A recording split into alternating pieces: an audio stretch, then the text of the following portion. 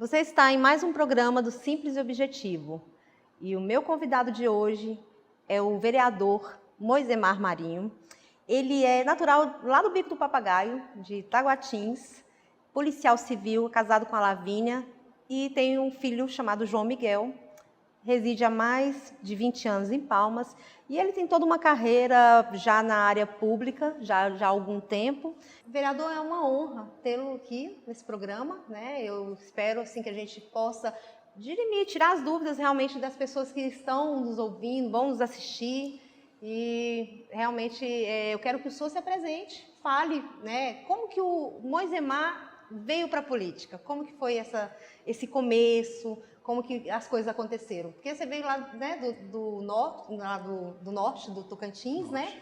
E já tem 20 anos aqui, então, ou seja, não veio bem no comecinho do estado, mas veio, né, depois de 20 anos. O que motivou o Moisemar a entrar na política? É um prazer estar participando desse programa, dessa entrevista. E a honra é minha, né, de estar aqui concedendo essa entrevista e participando pela primeira vez aqui nesse programa. E a principal motivação eu sempre militei no movimento estudantil, em sindicatos, associações de policiais, de representação de categorias. E certo tempo, né, que depois de muita labuta, buscando os direitos dos servidores que eu representava, que é a Polícia Civil, eu entendi que a participação da política partidária era muito importante para a solução, talvez, daquelas demandas que eu apresentava para o Estado. Porque da remoção de um servidor até a promoção dele dependia da política, de uma decisão política governamental. Então, diante desse contexto, me chamou a atenção que eu, como presidente do sindicato, presidente da associação e representante da minha categoria, talvez não era o suficiente diante de tantas limitações, apesar que o mandato, a gente tem as suas limitações, mas tem um poder de decisão, né? Então, nada mais justo nós termos alguém lá para nos representar na época, né? E aí foi decidido o meu nome. Eu falei assim, poxa, mas já que não tem alguém lá para nos representar, então eu me sinto preparado para estar lá para defender a minha categoria. Então começou por aí. E quando eu cheguei no parlamento, eu tive uma outra visão. Falei assim, poxa, eu sou vereador de Palmas, eu não sou vereador só de polícia, né? Tanto é que eu defendi muitas pautas importantes, né? Pautas da defesa da família, pautas defendendo também a segurança pública e vários projetos de leis que também foram importantes para a sociedade, né, que eu defendi no parlamento. Desde o meu primeiro dia de mandato, que foi no dia 26 de março de 2017, eu venho atuando, né, na Câmara Municipal aqui da nossa capital, sempre na defesa do cidadão. Eu apresentei um projeto de lei que trata da redução da tarifa de esgotamento sanitário. Isso na época da minha eleição, em 2016, né, como vereador, eu fui demandado, né, por um morador da nossa cidade, da nossa capital, exatamente reclamando da tarifa tão alta que ele pagava no valor da água, né? Por exemplo, não era? 80%. Então ele consumia R$100, tinha que pagar 180. E eu prometi para esse cidadão que eu chegando lá na Câmara, eu iria reduzir essa tarifa de esgotamento sanitário, né, exatamente para trazer um benefício para a sociedade. Aí eu apresentei o projeto de lei em 2017, esse projeto de lei ele tramitou em 2017, tramitou em 2018, foi arquivado por várias vezes em várias comissões, na Comissão de Constituição e Justiça, também arquivado na Comissão de Finanças, porque trata de tributo. E qual que era a motivação? Por que eles arquivavam? Exatamente por Dizendo conta que mexe com muita gente, né? Você sabe que quando você... era grande, né? Claro, você mexeu com o executivo, com o interesse de empresas multinacional, que é a BRK, é uma empresa muito forte, né? Então, acaba influenciando a decisão do parlamento, né? Mas nós sempre batendo na tecla né, que o projeto tinha viabilidade e a sociedade clamava por isso, apesar de nós ter feito várias audiências públicas, onde houve a participação das entidades sem fins lucrativos, sociedade civil organizada, Ministério Público, Defensoria Pública, dentre outras representações em âmbito do nosso município que participaram dessas audiências públicas. Nós definimos que o projeto tinha viabilidade e tinha que ser aprovado. Então, nós fomos para o enfrentamento e teve, sim, um resultado positivo para a sociedade. Um processo judicial que ficou tramitando um bom tempo, liminar, então, né? A lei entrou em vigor em janeiro de 2019 e a BRK entrou com ação civil pública, com pedido de liminar, né? Eu vi. Porque por um bom tempo as pessoas pagavam 50%, se eu não me engano, exatamente. Né? Reduziram para de janeiro de 2019 até julho de 2019, do mesmo ano, estava suspensa a tarifa de esgotamento sanitário por conta da vigência da lei. E eles suspenderam a eficácia da lei 100%. e está tramitando, né, essa ação. Eu entrei com recurso no Tribunal de Justiça. Estamos aguardando o julgamento dos feitos, né, do mérito, né, que não foi julgado ainda. Está sob liminar.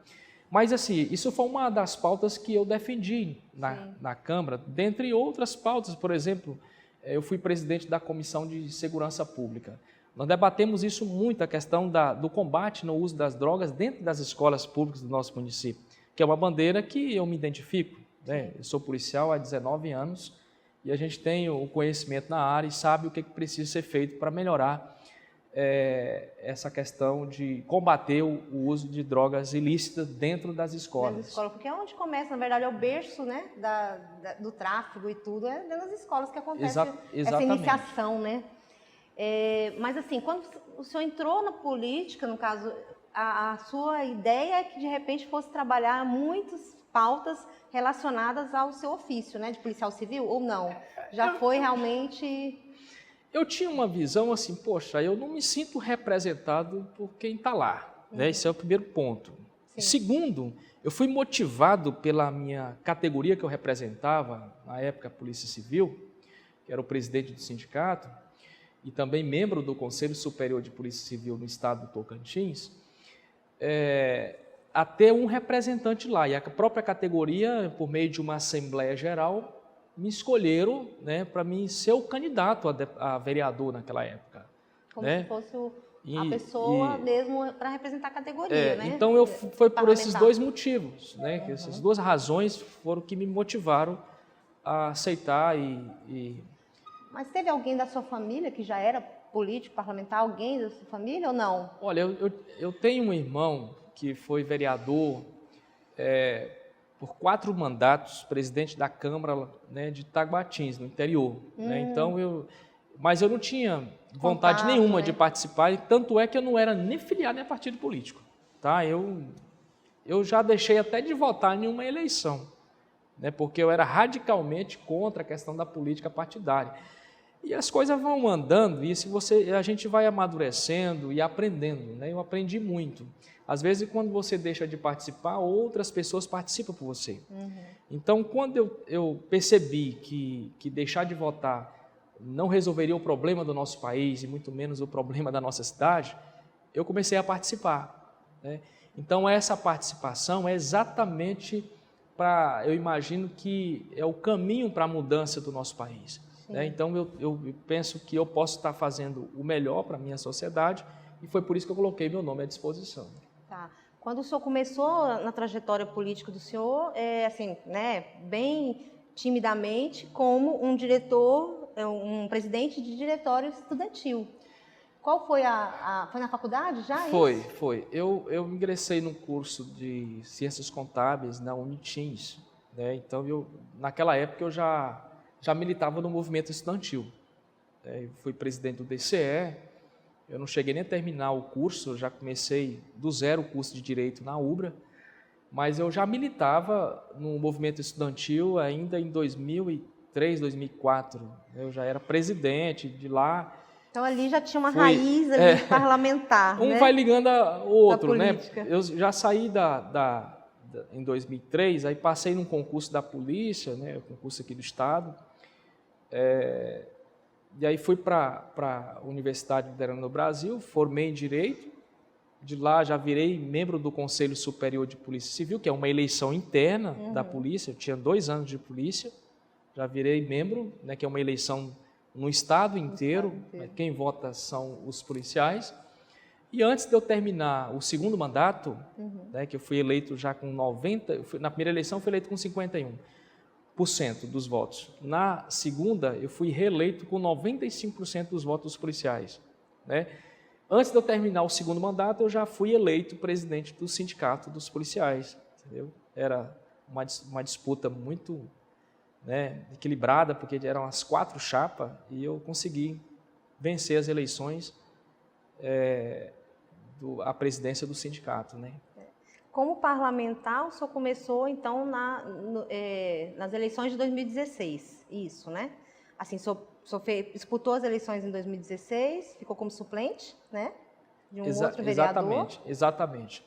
Eu perdi a eleição em 2016, assumi como suplente em 2017, e por conta que o meu titular, né, que ele era suplente também de deputado, ele passou praticamente 2017 e 2018, o ano inteiro como deputado e eu como vereador no lugar dele, né?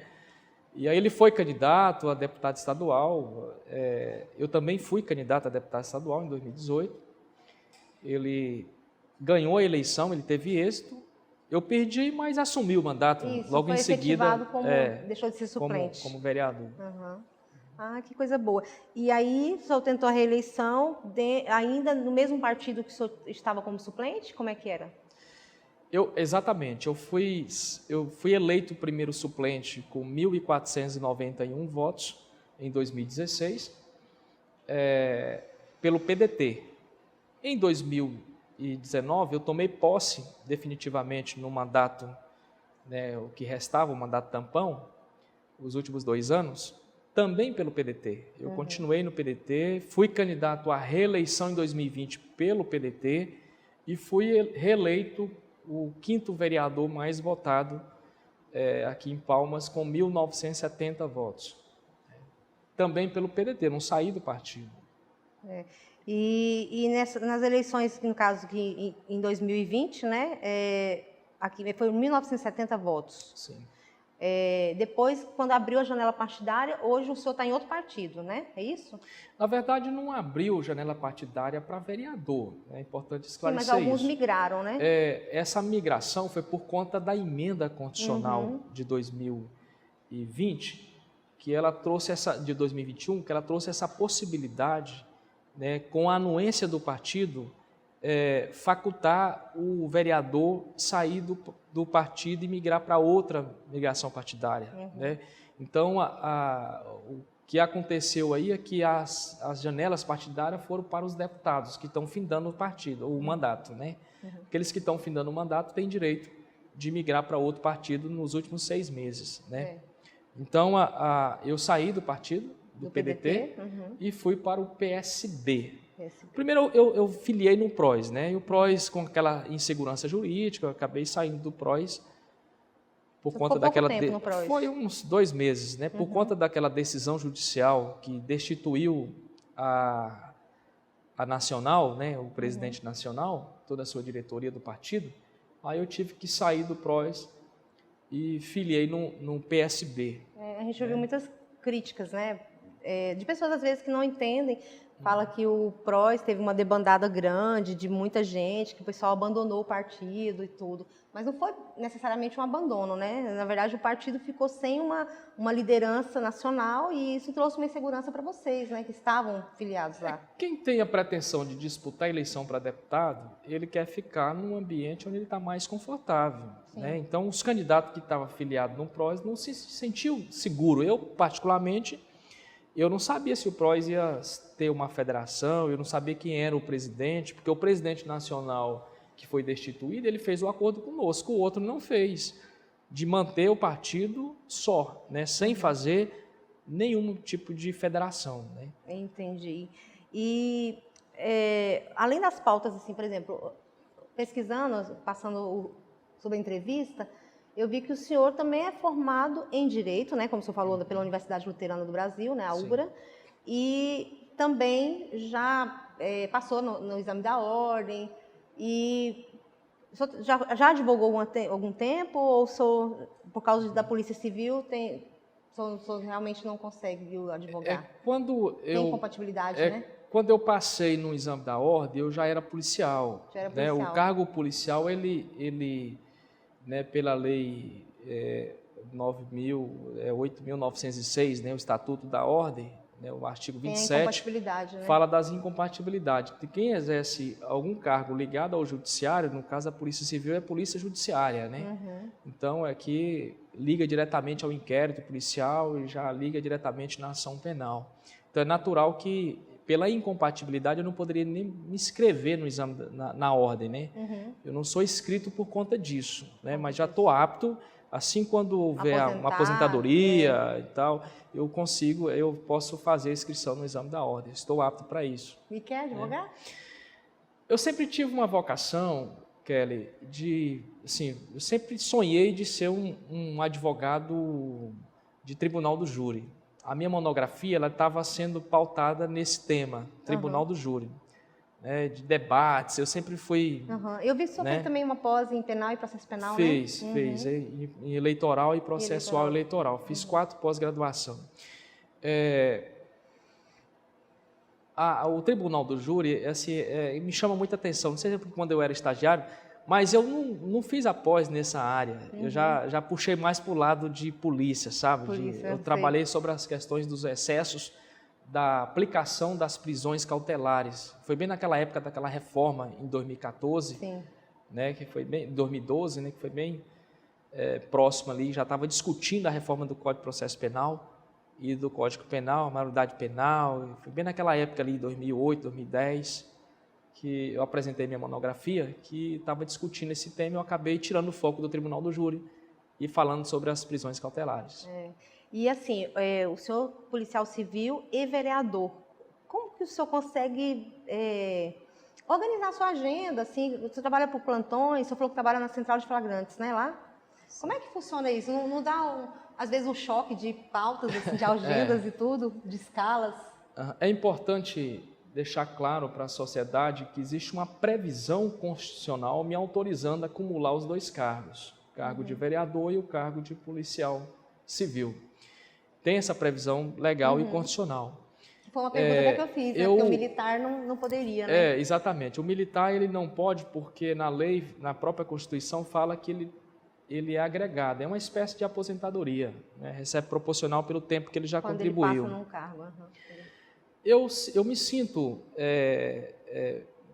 minha consciência mais tranquila de trabalhar para poder receber. Então, seria muito fácil eu pedir licença e continuar contribuindo, e lá na frente eu aposentar num cargo de policial sem ter exercido o meu papel de policial. Eu acho injusto o cidadão ele ter benefício através do cargo que ele tem, sem exercer o papel para qual ele foi eleito, para qual ele passou no concurso. Então ele tem aquela missão que o Estado lhe dá essa missão.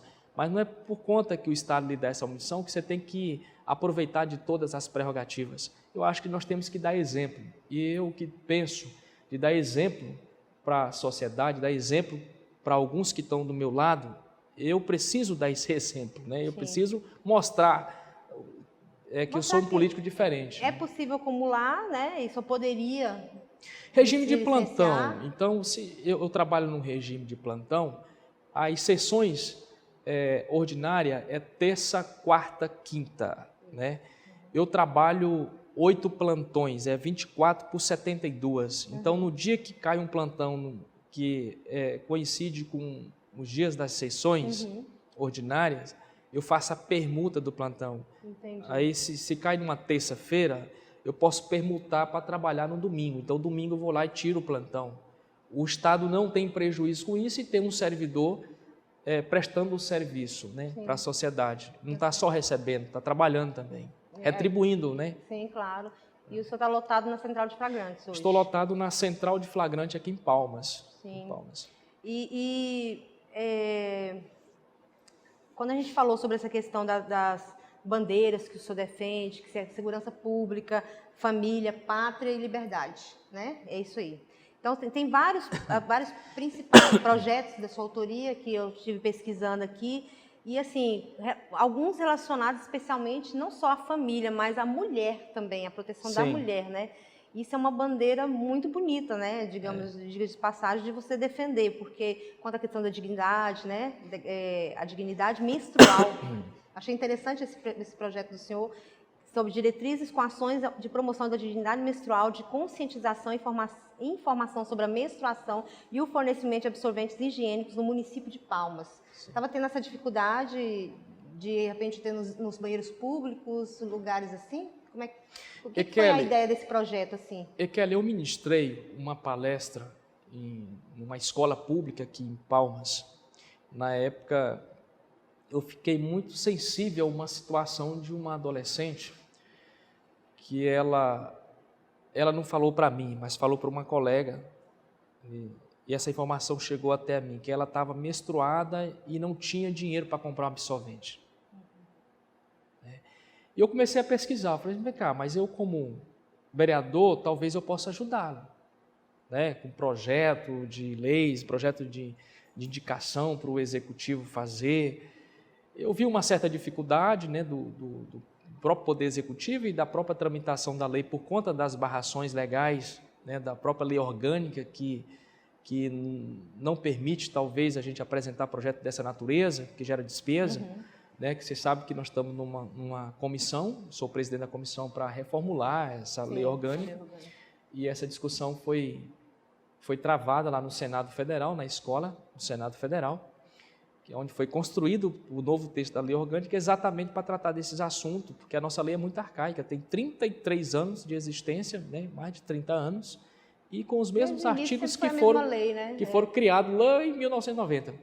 A realidade era outra, né? É outra, então tem que evoluir, as leis são evoluídas de acordo com a necessidade, né? Então, diante desse contexto aí, eu falei, eu vou ajudar essas adolescentes nessas escolas públicas, principalmente que estão no estado de vulnerabilidade. Então, o projeto que eu apresentei na Câmara foi para o município, obrigar o município a fornecer para todas as mulheres que estão no estado de vulnerabilidade, que estudam nas escolas públicas do nosso município, absorvente de forma gratuita.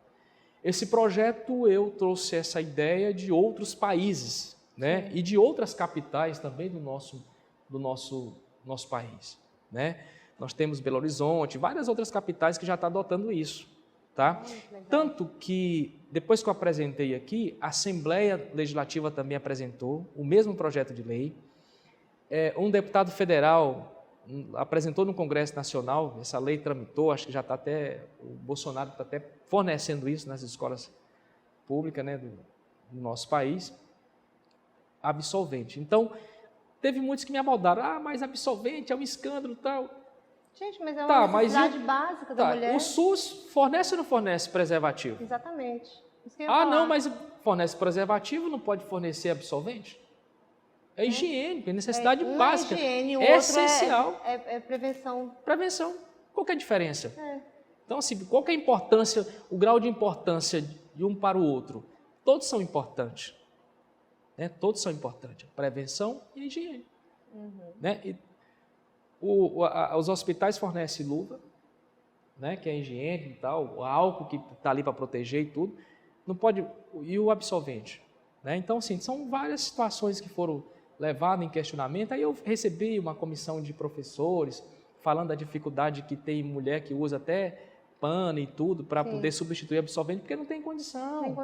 Tem muitos adolescentes que não têm o que comer, vai ter condição de comprar absorvente? Não tem condição de comprar. Por mais que o custo seja, sei lá, R$4, R$5, mas R$4, R$5, para muita gente é muito dinheiro. Talvez para nós que tem um salário todo dia primeiro, faça chuva, faça sol, cai lá na conta, é muito fácil você sacar o dinheiro e comprar. Agora, quem não tem emprego? Os pais desempregados, talvez muitos deles em estado mesmo de vulnerabilidade e pai que usa droga, que é perdido e tudo. Aí as filhas ficam lá talvez sem poder ir para a escola por conta da falta de absorvente. Então, a minha intenção como vereador foi de dar a figura da mulher. Exatamente, pelo contrário. Eu sempre defendi as pautas, né, voltadas para as mulheres na defesa dela. Não foi para prejudicar as mulheres, foi para ajudá-las. Né? Então, a intenção nossa sempre foi ajudar. Uma outra pauta também que é interessante com relação à mulher, né?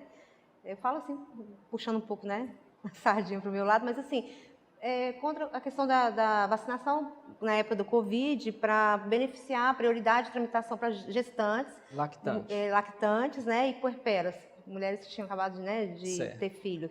E também a conscientização do lúpus. O lúpus, a maioria das pessoas que é cometido dessa doença são mulheres, né? Pelo menos a pesquisa rápida que eu fiz com isso. Então, é uma situação também que essa da prioridade da vacinação para gestantes também, ela chegou a ser vetada ou ela foi sancionada, essa PL do senhor? Ela está tramitando ainda em algumas comissões. Na verdade, nós tivemos aí uma série de demandas, eu acho que todos os gabinetes dos vereadores, nessa questão aí da pandemia, né? Então, assim, as mulheres foram na Câmara, então, por isso que surgiu muitos projetos voltados para a mulher, por conta dessa necessidade, dessa provocação feita por elas. Então, apresentei esse projeto de lei também no sentido de garantir a prioridade para esse público, porque na época nem o próprio Ministério da Saúde tinha uma decisão clara de falar assim, olha, esse grupo aqui é prioridade. Né? Todo mundo queria ser prioridade, né, da vacina. Né? Os idosos, né, as pessoas com morbidade, então, dentre outras pessoas aí que tinham como prioridade, outros públicos. Né? Eu me lembro, teve várias demandas judiciais. E eu percebi que a Câmara não falava das lactantes, as mulheres que tinham seus filhos ali, que tinham acabado de nascer. E assim, colocaria a vida em risco da criança, que tinha recém-nascido, não só da mãe, mas eu estava ali preocupado com a criança recém-nascida. Imagine uma criança de 4, 5 dias, que acabou de nascer, pegar COVID. E a mãe pega o Covid e transmite. Então, minha preocupação não foi só com as mulheres nesse momento, eu pensei também nas crianças recém-nascidas. Sim, né? Claro. E por exemplo, quando o senhor começou lá na Câmara, o senhor já participou de alguma comissão temática logo na primeira gestão ou no primeiro mandato do senhor? Ou agora que o senhor está participando das comissões especiais, assim? Eu falo assim, porque hoje o senhor também participa, além da comissão de estudos, né, para a lei orgânica, tem outras comissões também? Dos empresários empresarial, né? Empresarial. Sou membro efetivo. Na verdade, eu assumi, logo em 2019, eu fui eleito também membro efetivo, titular, da comissão que tratou da fiscalização, da aplicação dos recursos que foi desviado do GEPREV, do servidor público. Me colocaram com perfil de investigação, né, que a gente exerce na polícia, que nós fomos fazendo uma linha cronológica num país, para onde foi esse dinheiro, nós fomos parar nós fomos para o presídio do Pará, foi lá em Belém, né, no Pará, na capital.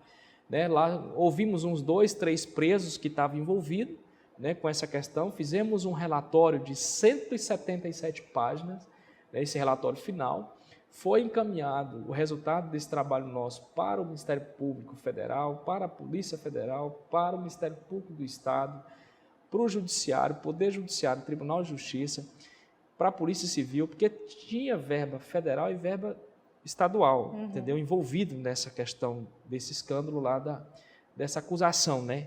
Da questão do Prev-Palmas, né? Não é GEPREV, Prev-Palmas. Era o mesmo grupo, depois nós descobrimos lá no final, que era o mesmo grupo que estava operando no município, era o grupo que estava operando no Estado. Por isso que tem um rombo no Estado e um rombo no município. E eu fui escolhido na época para participar dessa comissão especial também. O mesmo grupo que fraudava a Previdência Estadual? Era o mesmo grupo, só mudou os nomes, sabe? Que era uma rede de mais de 30 pessoas envolvidas. Entendi. Tanto é que quando depositava na conta de 10 milhões, por exemplo, houve uma movimentação em menos de uma hora para mais de 30 contas, 40 contas, para exatamente você não dar conta de buscar e resgatar esse dinheiro. Então não é fácil. Mas nós fizemos nosso papel também de fiscalização, que é o papel típico de um vereador. Né? E o nosso bate-papo aqui estava bem legal, nós estávamos conversando sobre vários assuntos e eu confirmei com ele aqui, só esse ano de 2022, ele já apresentou 70 requerimentos, né, vereador, e tem outras PLs em tramitação. existe uma previsão assim mas quantas demandas, assim? O que o senhor tem pensado? Como é que existe uma meta que o senhor cumpre, por exemplo, pelo gabinete? Olha só, eu tenho uma preocupação sobre as proliferações de produções de leis dentro do nosso município que talvez não vai fazer efeito nenhum para melhorar a qualidade de vida da sociedade, para ajudar a sociedade como um todo. Então, eu preocupado com isso, eu sempre tenho apresentado os projetos de leis que traz viabilidade, né? resultado também. Eu imagino a questão, esse projeto vai servir para quê? Para a sociedade. E no Brasil nós temos muito isso, né? Tem muita gente que fala assim, aquela lei não pegou, né? Exatamente. A primeira pergunta que eu faço é para mim mesmo. Esse projeto vai trazer o quê de efeito positivo para a sociedade? Por exemplo, eu apresentei uma lei pensando numa realidade que eu convivi com ela, passei por ela. Aos 14 anos de idade, eu ingressei no serviço público, através de um cargo menor aprendiz, uma lei federal que resguarda, né, aquele adolescente de 14 anos. Me parece até os 24, é isso? Dos 14, na época era 14 aos 18, né? Aí agora mudou para 24, ampliou. Então é uma lei importantíssima, aí, o Congresso Nacional aprovou essa lei, autorizando, né, as empresas públicas, autorizando as autarquias, a administração pública direta e indireta, a fazer esse tipo de contratação para menores aprendizes. E eu fui agraciado. Eu fui menor aprendiz dos Correios 4 anos, dos 14 aos 18. Eu contribuí com a Previdência, carteira assinada, recebi meu salário. Ou seja, com essa lei, eu fui beneficiado com o primeiro emprego. Passando por essa experiência, eu pensei, o que eu posso fazer como vereador para ajudar os pais desses adolescentes que vêm me pedir emprego, esses adolescentes que batem na porta do meu gabinete para pedir emprego, porque não tem experiência na carteira e que tenha dificuldade de ingressar no mercado de trabalho. Eu apresentei uma lei falando o seguinte: município de Palmas, todas as empresas que forem contratadas, que ganharem processo de licitação, que for contratada para prestar serviço público em Palmas, eles terão que reservar do seu quadro pessoal uma cota de 10% dos seus funcionários para os jovens que procuram o primeiro emprego, que não tem carteira assinada, que não tem experiência de nada. Então, a partir da aprovação dessa lei que está tramitando na Comissão de Justiça e Redação da Câmara, né, que vai passar por outras comissões, vai determinar o município a contratar essas empresas que derem emprego para aqueles jovens que lutam para ter a primeira oportunidade. É como se fosse um incentivo fiscal, mas na verdade aí o incentivo é trabalhista para a empresa que for contratada pelo poder público, ela ter essa obrigação. É como se fosse um incentivo. Exatamente. Essa lei é uma ideia da lei federal que trouxe aquela questão dos cargos do menor aprendiz, sim, né, de outras leis outra que trouxe, na verdade. Mas incentivando o quê? Olha, eu vou contratar 100 funcionários, né, eu ganhei uma licitação de tantos milhões aqui no município de Palmas, e eu vou terminar um serviço, eu preciso contratar 100 funcionários para a minha empresa. Desses 100 funcionários, 10 tem que ser reservado para aquele jovem que busca a primeira oportunidade. Essa é a lei, é o sentido da lei. Sim. Então, é uma lei de minha autoria que tramita na Câmara. Né? Eu estou trabalhando para ser aprovado. Então, são vários projetos importantes que eu apresentei na Câmara. E é por conta disso que a gente está tendo êxito nos projetos que a gente tem apresentado. Né? E assim, uma curiosidade que eu tenho. O que faz o senhor ter essas ideias? Assim? O senhor tem uma equipe que cuida disso, ou o senhor pesquisa em outros parlamentos de outros estados, outros países, né? Como o senhor falou até mesmo da questão de uma lei que o senhor pegou de uma ideia americana, né? Kelly, assim, o que traz como motivação, né? É a experiência, é a necessidade. Quando você já passou pelaquela experiência, e você tem boas intenções, boas práticas, você vai querer buscar o melhor para o seu povo, sabe? Então, eu tive essa dificuldade de ingressar no mercado de trabalho, né? Então, aos 14 anos, eu fui beneficiado. Eu não tinha experiência de nada, era menor ainda de idade, tinha 14 anos de idade, não poderia fazer concurso público, minha família é muito humilde, eu não tinha condição de bancar meus estudos, então eu tinha que inserir no mercado de trabalho. E os Correios, né, como menor aprendiz, eu fui beneficiado com essa lei federal, que me colocaram lá como menor aprendiz, assinei a carteira, todo empolgado, ganhei meu salarinho, comecei a estudar. Então, a partir dali, eu comecei a ter minha vida própria, né? Minha mãe já não comprava mais roupa para mim, vestimento, não comprava alimentação, eu tinha um stick de alimentação todo mês, eu ajudava já na despesa de casa. Então, isso aí é a experiência, é a realidade por onde eu passei, entendeu? Então, isso soma muito, né? E, além de tudo isso, você também tem que ter a vontade política. E eu entrei na política para fazer a diferença, eu tenho que buscar o que é de melhor, que está lá fora, e para trazer para dentro do nosso município. Então, estou trazendo o que é de bom para a sociedade. E o que eu acho interessante, assim, porque não é a quantidade, é a qualidade dos projetos, né? Porque não adianta você, como parlamentar, eu acho que o senhor há de convir e concordar, que às vezes tem certos parlamentares, isso tanto na esfera estadual quanto na municipal, que eles só vão apresentando projeto de lei, coisas que eles sabem que existe vício de iniciativa, existe inconstitucionalidade, não sei o quê, mas é mais pela quantidade para colocar na mídia. Ou não, isso não acontece? Eu já vi muitas coisas assim, porque às vezes você vê que muita coisa é vetada, muita coisa, quando passa pelas comissões da Constituição e Justiça, realmente não, o processo é arquivado, né? E isso, às vezes, tem certos parlamentares que eu acredito que eles pensam que muito mais quantidade do que qualidade, do que realmente aquilo que precisa ser estudado, igual o senhor falou aí. Ah, eu apresentei os projetos porque eu vivenciei muita coisa, então muita coisa que eu já vivenciei, né?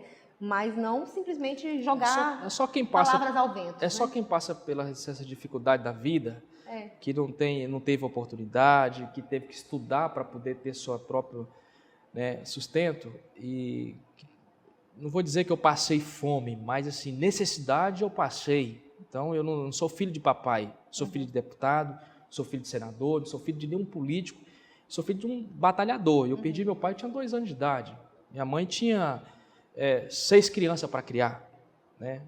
Aposentada com salário mínimo. Como é que vai criar esse tanto de criança, né? Então, esses projetos são iniciativa de alguém que já teve essa vivência, essa dificuldade no passado. Muito bem, você tocou num assunto que é importante a sociedade compreender. Não adianta eu, como vereador, apresentar centenas e centenas de projetos de leis. Não vai resolver nada da sua vida. Não. Nada, absolutamente nada. No final das contas, é muito fácil eu, como vereador, né? que tenho uma estrutura de gabinete, tenho tantos mil para assessoria de jurídica, tantos assessores de comunicação, e pedir para a minha assessoria, que estão ali para o meu perto, falei assim, olha, produz aí 500 projetos de lei. Se eu quisesse fazer isso, eu faria isso amanhã. Vai resolver o problema da minha sociedade? Isso vai fazer, isso às vezes é um político querendo se aproveitar, porque ele vai lá e coloca lá, eu trabalhei, apresentei lá 70 projetos de lei esse mês, 500 requerimentos. Você vai ver que não tem nenhum de qualidade. A viabilidade e talvez ele não leu nenhum artigo do projeto de lei. Não conhece nenhum. Quem faz é o assessor, o vereador não vai fazer. Vereador, eu sempre capta fiz. Demanda, né? Todos os projetos de lei passam pela minha mesa. Não é só para me assinar, não. Eu vou revisar artigo por artigo e vou ver qual o sentido e qual o efeito que vai dar na sociedade. Então é muito fácil você contratar um assessor jurídico e mandar ele fazer. Faz aí 40 projetos de lei hoje. Ele faz 40 projetos de lei. Ele vai lá no Google, busca. Tem até um programinha que você compra e baixa aí 500 projetos de lei num dia só. Aí só muda o nome, a justificativa, se adequa ao município e protocola. Isso é muito fácil. Mas isso a sociedade não vai ver desse vereador. Pelo contrário, eu prezo muito pela responsabilidade, entendeu? Não é a transparência. Né? É qualidade. Quantidade não vai resolver o problema da sociedade. Viabilidade, porque chegar lá na frente vai ser Tem que reprovado. ter a viabilidade da tramitação, ou seja, a legalidade, a constitucionalidade, e também tem que pensar no resultado dele lá na frente. Sim. Esse projeto aqui vai servir para quê para a sociedade? Vai aplicar como, né? Qual que é o efeito, a eficácia da sua aplicação? Não tem como eu prezar isso aí em 500, em 400 projetos de lei. Às vezes eu vejo uma disputa, eu até fico olhando, falei assim, mas assim, não sei qual sentido faz um vereador talvez contratar uma equipe de advogado para passar o dia todo baixando projeto de lei e apresentando projeto de lei na Câmara, para dizer que está trabalhando. O vereador, o papel dele não é só a produção legislativa. É isso que eu queria também que o senhor falasse, né? O principal papel do vereador é fiscalizar a execução do nosso orçamento. Nós temos um orçamento hoje que chega em torno de 1 bilhão e 700 milhões. Esse é o orçamento de Palmas. Isso qual que é a minha tudo, né? função? Executivo. A sociedade palmense assinou uma procuração para mim, que ela tem uma validade de 4 anos. Então, essa procuração é para mim representar, né, a sociedade perante ao poder legislativo, né, que exercer meu papel de fiscalizar, de ir lá e perguntar quanto foi que custou essa ambulância, esse dinheiro saiu de onde? Realmente aplicou o dinheiro na compra desse veículo que vai servir à sociedade? Essa reforma desse prédio aqui da UPA foi quanto? O cidadão que está lá na ponta, ele não tem essa legitimidade, porque passou para mim. Então, eu que tenho que fazer isso para ele. E é eu que tenho que dar resposta para ele que está lá. Essa é a minha função.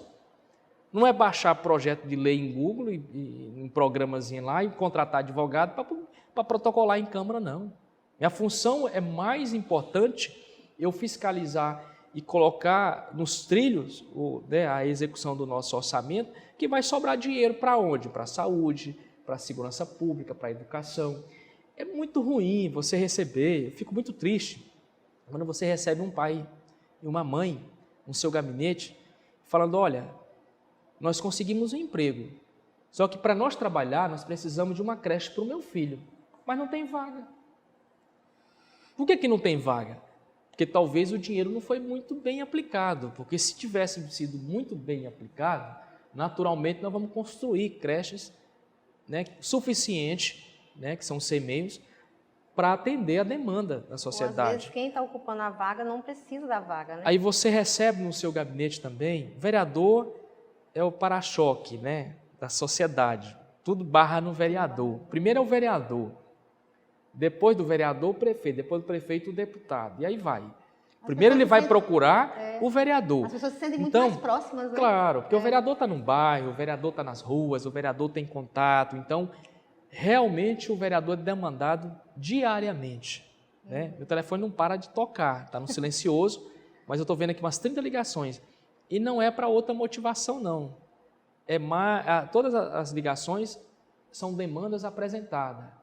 Né? Quais são as demandas? Alguma reclamação? Saúde, né? Um exame que às vezes não foi concedido esse exame para ele, às vezes ele não conseguiu fazer, uma consulta médica. Então tem todas as demandas que é do dia a dia, que o vereador lidar com isso diariamente. Então o vereador, a função dele é muito importante para a sociedade. Se ele exercer realmente o papel dele, que é fiscalizar, que é cobrar, ele está exercendo a vontade popular, que é a democracia. Né? Nós somos eleitos para isso. E assim, dentro do parlamento municipal, o senhor se faz como oposição ao Poder Executivo ou não? Como é que o seu, como vereador, o seu mandato é de oposição, é situação? Como é que está essa situação? A sociedade, eu acho assim, que muitos também entendem, a oposição ele tem que... O comportamento dele é bater na gestão, ir lá na tribuna e fazer o que tem aquele papel o discurso de sempre criticar. Eu sempre tive um comportamento de usar da melhor forma possível né, o instrumento que a sociedade me deu, que é o mandato, né, para tentar retribuir à sociedade o máximo possível daquilo para qual o desafio para qual eu assumi, né, que é exercer o mandato de vereador. Hoje, a minha posição política, né, dentro da Câmara, ela é da base, mas sempre respeitando aquilo que é bom para a sociedade, eu voto favorável. Aquilo que não é bom para a sociedade, eu voto contra, como você já tem assistido lá os debates. O senhor é da base, né? da prefeitura. Da base da prefeita. Né? Então, isso porque eu percebi que eu posso exercer meu papel de fiscalização sem ir de encontro às Não tem necessidade. ideais, O que nós precisamos é o quê? Nós temos que respeitar a democracia. Eu era totalmente de oposição, mas a sociedade falou assim, não, Moisemar, você está errado, quem está certo é a prefeita, vamos reeleger ela. E foi reeleita.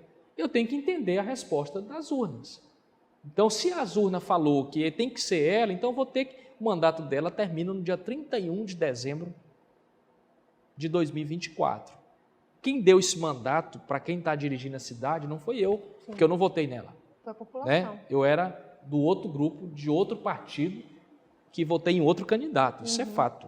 Sim. Mas o meu comportamento agora, a partir da decisão democrática, que foi os votos que foram recebidos, eu mudei ela por conta da resposta das urnas.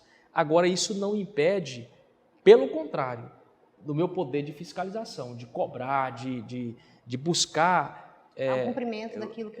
o cumprimento da lei, de buscar... resultados positivos para a sociedade. Nunca deixei de fazer meu papel de vereador e sempre eu busco zelar por isso, né? Por esse princípio. Esse partido que o senhor hoje está, nós estávamos até falando sobre isso, né? Ele é de direita, esquerda, centro, o senhor até falou assim, não existe direita, esquerda nessas coisas, né? Explica pra gente assim, qual que é o seu posicionamento com relação a isso? Eu vou citar um exemplo para você, Kelly, o seguinte, eu vou responder a sua pergunta com uma breve história rapidamente aqui. Teve um pastor de uma igreja, ele me apoiou na eleição de 2016, me apoiou em 2018 para deputado, me apoiou para vereador, minha reeleição em 2020. Quando foi agora, na eleição, na minha pré-campanha de deputado estadual, que eu sou pré-candidato, ele falou, Moisemar, eu não posso votar em você e a igreja também não vai votar em você.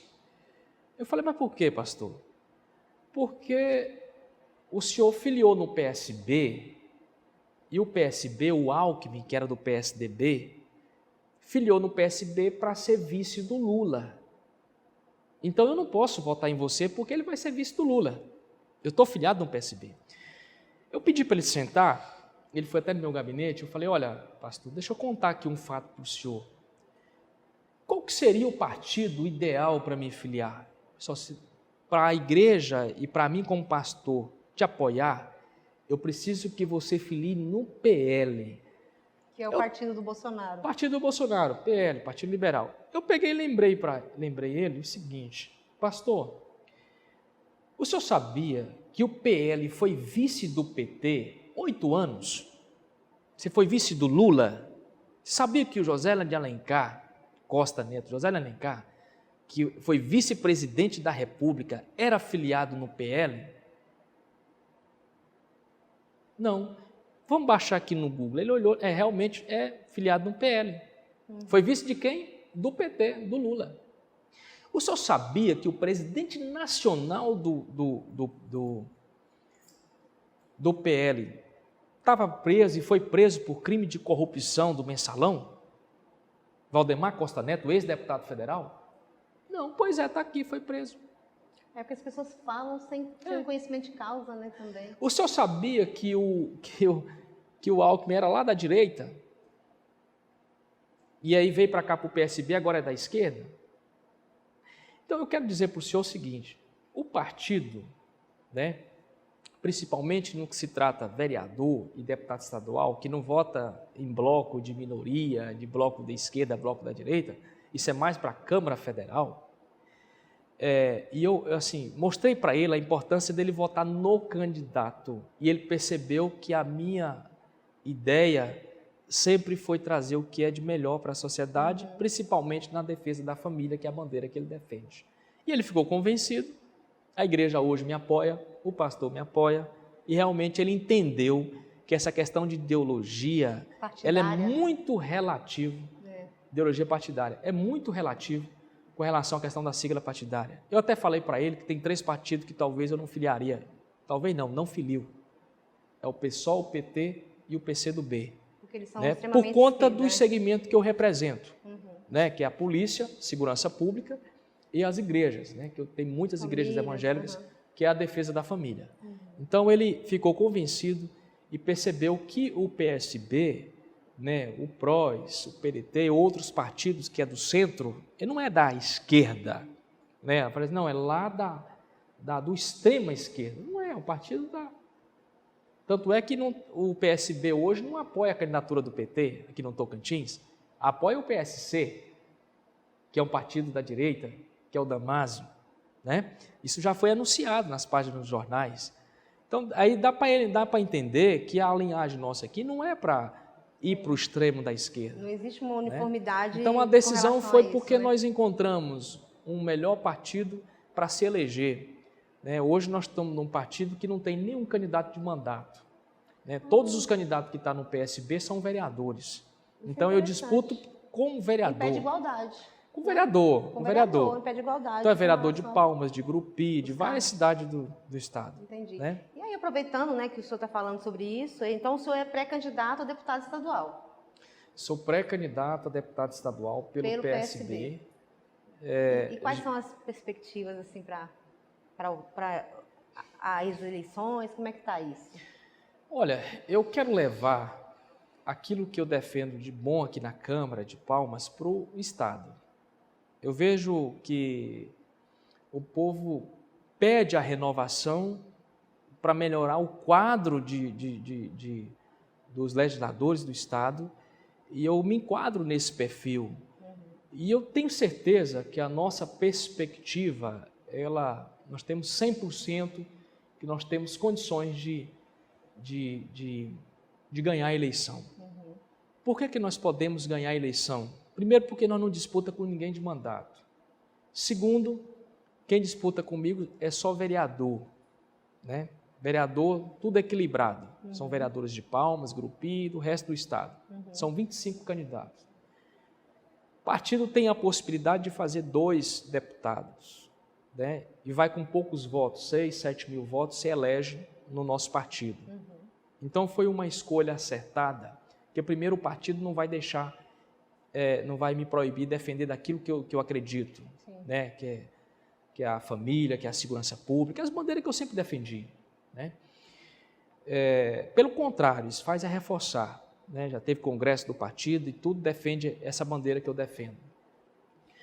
Então a perspectiva de dar certo o projeto é 100%.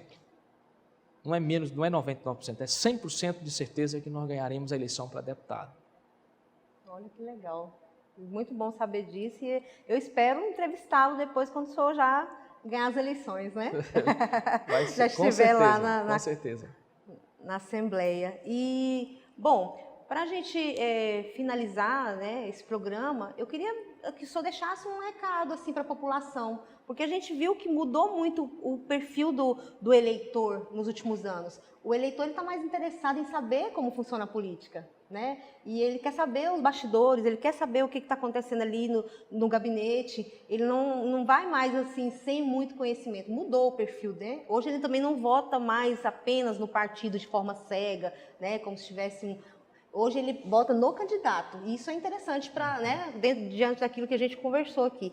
Mas se a gente falar assim, quero deixar um recado para os meus eleitores ou para as pessoas que me acompanham, que me seguem, só fique à vontade, pode falar e a gente vai se despedir, aqui do programa, mas vai ser... Eu espero que o senhor... E Kelly, o eleitor, a cada dia, com essa ferramenta de rede social, WhatsApp, Facebook, Instagram, ele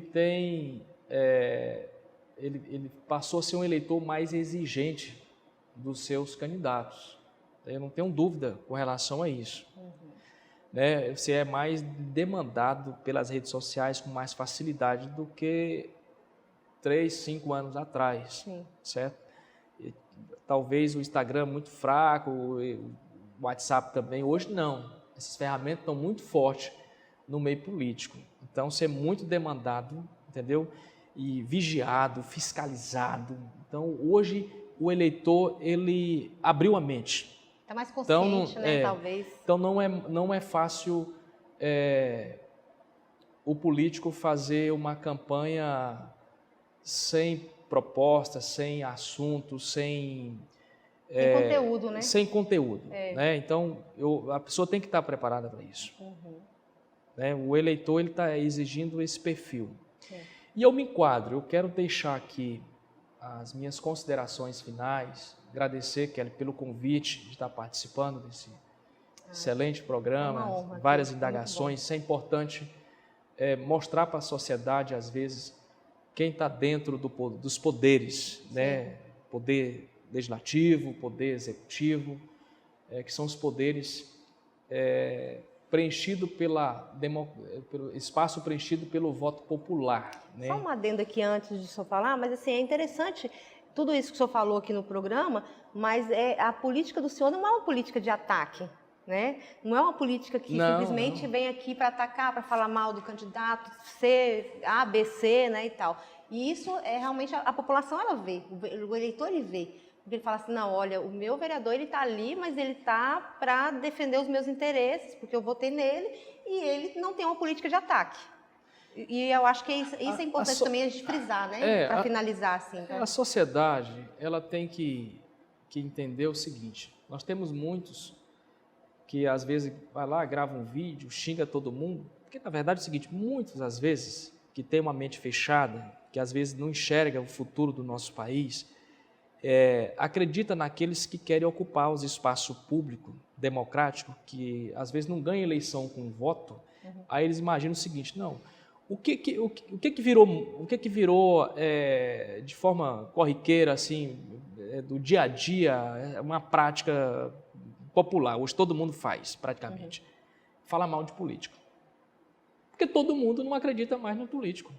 Né? Porque o político passou numa casa, prometeu alguma coisa e não cumpriu, o político se envolveu em corrupção. Então, hoje tem muita gente que às vezes quer ocupar os espaços, né? Quer ser vereador, quer ser deputado, ele pensa o seguinte, cara, o que eu tenho para oferecer para a sociedade? Nada. O que eu tenho de projeto para mostrar para a sociedade? Nada. Então, o que eu vou fazer? Eu vou pegar um celular e vou gravar um vídeo e xingar os políticos. Aí eu vou ganhar a eleição. Porque essa moda foi em outras cidades deram certo. Só que eu já estou vendo muita gente no estado, não só aqui na nossa capital, observando isso. Isso é importante.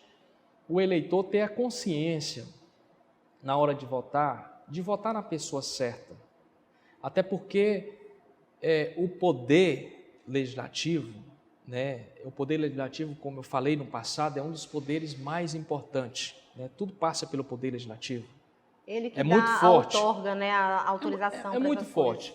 Então, eu quero deixar uma mensagem de muita gratidão por essa oportunidade que Deus me permitiu, a gente passar por uma pandemia, me permitiu